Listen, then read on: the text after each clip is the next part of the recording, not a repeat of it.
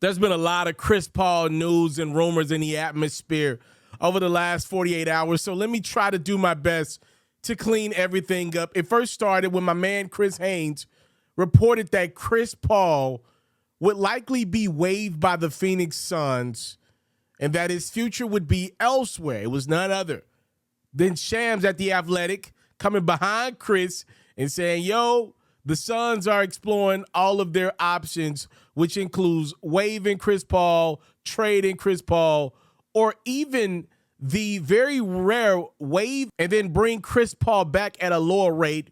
And then it was the big dog, Adrian Wojnarowski of ESPN, coming behind Shams and Chris and saying that it's Chris's idea and it's Chris's preference to be back in Phoenix if he had it his way, and that the Suns are exploring all of their options, but no decision has been made yet. I'm telling you guys, if you want some of the pettiest, most professional beef out there, I'm telling you, you got to follow some of the reporter beef.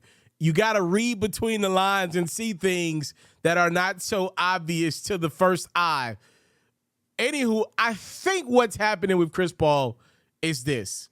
I think Chris probably was getting ready to meet with Phoenix. They've had a lot of overhaul, including ownership over the last couple months, a new coach in Frank Vogel in, Monty Williams out. I think Chris and his team was just trying to check in with Phoenix. This is my opinion. This is my thoughts. This is what I'm predicting happened. At that point, I'm assuming Phoenix's side left a little more to be desired from Chris Paul's side. It's like, yo, yeah, well, we'll get to talking about your future. We just kind of got to figure out a couple things. If you're Chris Paul, it's like, whoa, wait, what do you got to figure out? Ain't I'm going to be the point guard next year? What is there to figure out? We can go ahead and start talking now. Here's the date that you want to keep in mind regarding CP3. June 28th, pretty much the end of this month, Chris Paul's $30 million contract for next season becomes fully guaranteed. I don't know why Chris did this deal the way he did it with Phoenix. I thought he had more leverage than this, but he agreed to a 4-year, $120 million deal. He's already completed 2 years of the deal. There's 2 years left on the deal. Only a fourth of it's guaranteed, though. So, in theory, if the Suns wanted to, they could say, yo, Chris, we're waiving your contract right now and only have to pay Chris about $15 million of his salary that he has left. And then that would obviously void the last year of his deal, which there's no guarantee money, and Chris's 4th year of his deal. Again, next season will be the 3rd year of the deal. So, again, Chris did this deal where pretty much only $75 million of the money was guaranteed of that 4-year, $120. It's a very interesting deal. You don't see it done a lot of times. I know Chris is an older point guard. I just thought Chris had a little more leverage, but I did read the deal a couple years ago, and I was like, oh, wow, the Suns have some opt-out room here on the back end of this deal. Now, obviously, if Chris Paul doesn't go out the way he did in the 21 finals, not playing well as the Bucks win 4 straight, last year Chris was pretty much shot as the Dallas Mavericks won 2 games straight in the second round. And then this year, Chris was unavailable pretty much the entire series against the Denver Nuggets. I'm assuming Phoenix to be comfortable with paying Chris Paul at least this year, at least this upcoming season, 23-24. And then probably maybe moving on from him, depending on how the season ends, next year, the following year. That'll be 24-25. I don't want to confuse you with years and numbers here. But again, because Chris has been unavailable oftentimes for Phoenix, and it just feels like, man, it is just too much to ask of him to be healthy for April, May, and June. It appears the Suns are trying to get ahead of the game and say, yo, we got Kevin Durant now. We got Devin Booker. We can switch and swap this roster out here to our liking. We can maybe go with Devin Booker on the point. He did do a lot of that in the postseason. To me, that makes a lot of sense. Obviously, they got Cameron Payne still on their roster. You could probably mix and match and use Cam Payne and Booker in the backcourt. That pace seemed to be really, really good for Phoenix when Cam was on the ball, when Chris went down. You could do some things. I mean, you could use that money to go out and shop around. We're going to talk about some Chris Paul trades here in my next video. You want to make sure you're subscribed to the platform from that. But I mean, there are so many different ways the Phoenix Suns can go about handling the Chris Paul thing. Here's like one of the things that you really don't see done much in the NBA, but it could potentially be done here. If Phoenix really wants to get creative with Chris Paul and bring him back, they could do this unique little wave and then go re-sign Chris in free agency. That would literally be the Suns saying, yo, Chris, we want you back. We are just not paying you $30 million. That would be playing off of Chris Paul being comfortable in Phoenix. I just saw an interview with Chris Paul a couple of days ago in which he was discussing his daughter getting bullied in school. So I don't know if Chris looks at Phoenix as the finish line destination for himself and his family. I know he does have a property in Los Angeles still. I think he had one in Houston as well. I'm not sure if he still had that one or not.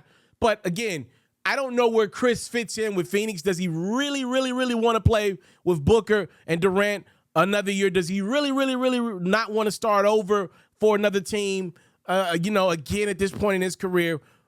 If he gets waived and the Suns decide to bring him back in free agency, to me, that's their new owner, Matt Ishbia, getting creative and saying, yo, we really want you back. We just really don't want to pay you $30 million. How would Chris, I guess you got to think about this. This guy was a former president of the Players Association. He know the precedent that sets, right? That's a bad precedent to set. How will Chris feel about that one? I've heard things about Matt Ishbia, this new Suns owner.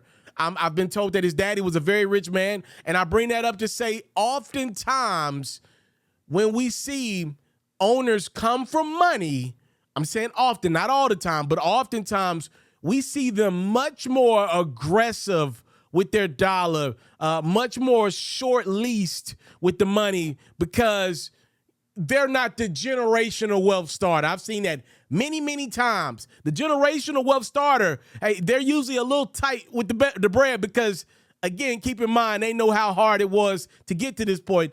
Oftentimes, when you see the son of him or her, oftentimes they're a little loose with the money. So you might see Matt Ishbia get really, really aggressive in ways to either keep or trade Chris Paul. We shall see.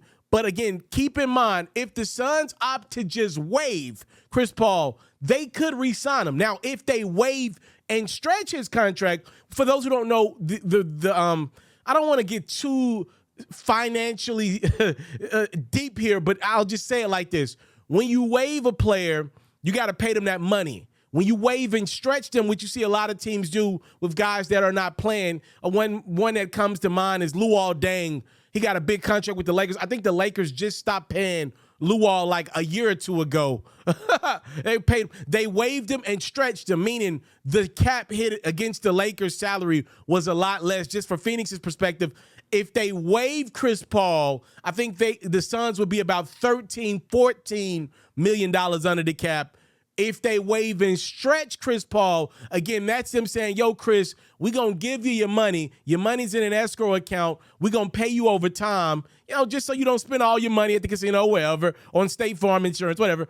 They're going to, then the Suns could pay Chris his money, but pay it over time, which would decrease their cap hit for this year, which would give them more money in free agency to do other things. If they waive and stretch Chris Paul, he can't come back to Phoenix. If they just waive him and then re-sign him, they could clear some money. It wouldn't be as much if they waive and stretch him, but there still could be something done. Or, hey, maybe the Suns trade Chris Paul altogether.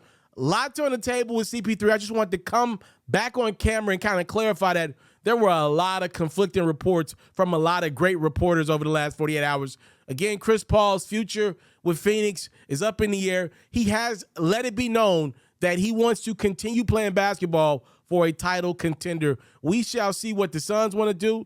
And more importantly, we got to see what Chris Paul's body will allow him to do. I want to thank you guys so much for the time, the love, and support. It's what your boy will never take for granted. I'm out.